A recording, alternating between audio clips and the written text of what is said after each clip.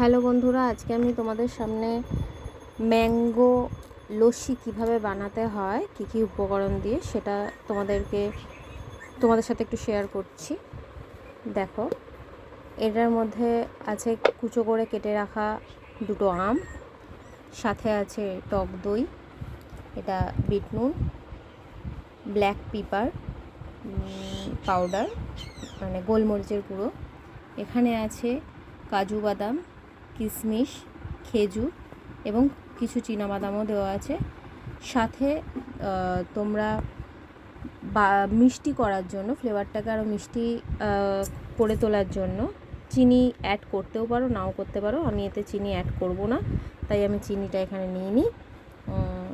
তো এইগুলোকে সমস্ত কিছু একসঙ্গে দিয়ে আমি মিক্সার গ্রাইন্ডারে একসঙ্গে সব কিছু দিয়ে ভালো করে ব্লেন্ড করে নেব।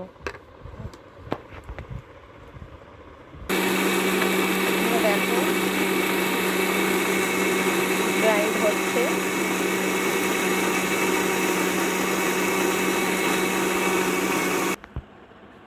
দেখো বন্ধুরা, মিক্সার গ্রাইন্ডারে মিক্সড হয়ে গেছে।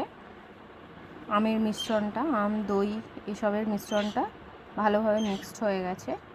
এরপর আমি একটা কাচের পাত্রে এই মিশ্রণটা ঢেলেছি। আমার কাছে এই মুহূর্তে বরফ নেই, সেই জন্য আমি বরফ দিতে পারছি না। তার বদলে আমি এর সাথে একটু ঠান্ডা জল অ্যাড করলাম এবং মিশ্রণটাকে একটু ভালো করে মিশিয়ে নিলাম।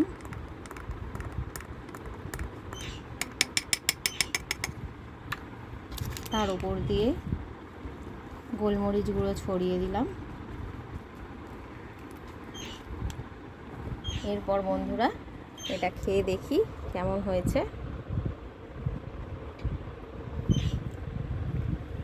খুব সুন্দর হয়েছে খেতে। তোমরাও এরকম বাড়িতে ট্রাই করে দেখতে পারো, তবে এতে বরফ অ্যাড করলে আরও বেশি ভালো লাগবে।